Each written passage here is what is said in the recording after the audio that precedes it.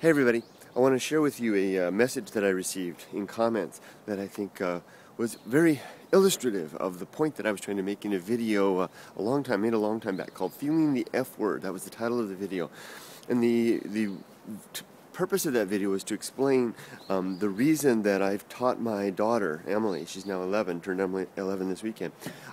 Basically, not only do I attempt to teach her English, but I attempt to teach her profanity. She knows basically all of the dirty words. She can speak like she could keep up with George Carlin if she needed to. And when I initially shared that on YouTube some time back, that Emily knows those words, I received some people asking me, why would you teach a small child language like that? And the reason I explained in the video, Feeling the F Word, was that I wanted Emily to understand the richness of English, not just to have a good standard vocabulary to be able to be conversant in the language, but I want her to understand the more complex elements. Things like sarcasm and humor and profanity even. Here's part of, and I'm just going to go ahead and read this message that I received because it illustrates precisely what I'm after. This person writes to me, said, I agree with you.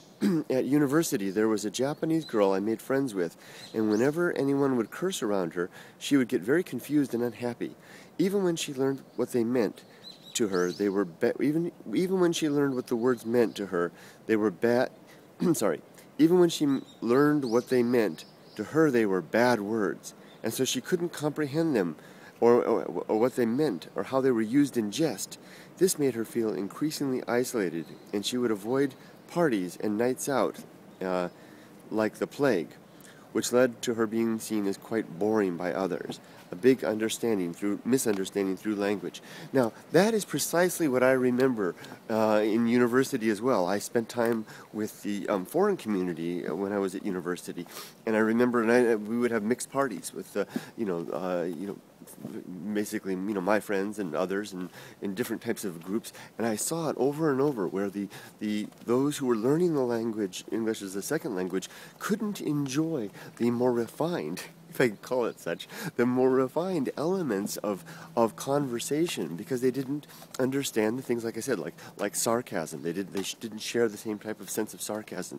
They didn't understand and share the same sense of humor, and they didn't get the profanity. They didn't understand when profanity was being used in jest as a seasoning to a conversation, or when it was being used in earnest as in true aggressive fashion, and it didn't mean anything to them. And this was true with my wife as well. She would sit. My wife has a very engaging intellect. She's one of the smartest and interesting people I've ever known. Yet she would sit like a wallflower during those early days, and still to this day, because when the conversation goes to those levels, because the words don't mean anything to her. They don't have the depth and the punch and the real gut-wrenching thing. And now I continue with my friends, Mully and the other friends that I have here, as well as, of course, my brother and all of his friends. And when we get together, we spend a lot of our time in those rarefied airs. And I want Emily to be able to, and then as did my father. And I was a boy, I remember being just so enlivened and enriched by the experience, and they didn't hold back at all. And I want Emily to be able to do that, not only so she can understand that with her family now in the United States, her English-speaking family, but when she grows up and she has relationships with native English speakers, I want her to be able to share that level of intimacy, because it is a type of intimacy as well. So I have taught Emily all the bad words, and she's seen how to use them through my example, Mully's example. Although Mully's a little more refined, a little more he's controlled than me. I'm the real bad one. It takes a little practice to get used to saying the F word in front of a 7-year-old. But Emily knows those words, and what I've also done is taught her when it's appropriate to use those words, how to know when to say them and when not to say them. We've had a couple of embarrassing incidents which were illustrative for her in terms of showing her when it's appropriate to not use it. And she knows now. She's good about it. She's 11. She knows. She's very good with controlling her English in appropriate settings. And I've seen the smile on her face. I've seen the light in her eyes as she watches the more rambunctious elements of the English language being used by her family members, and that is precisely the aim I was after. So teaching kids, and also, you also want to know about the enemy, right? I mean, these words can be used in aggressive manner, okay? And if Emily's going to, always for the rest of her life, half of her family is going to be native English speakers, and she's going to be involved in intercourse with that world.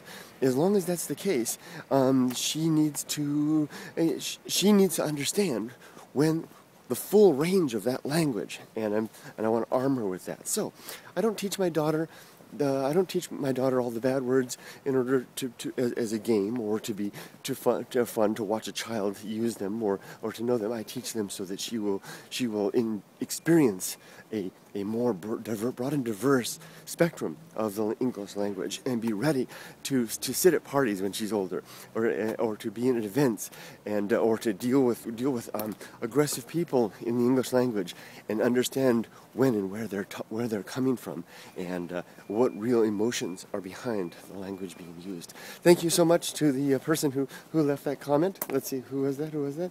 This was it doesn't say the name. Oh, yes, it does. Nani Shilar, I hope I said it right.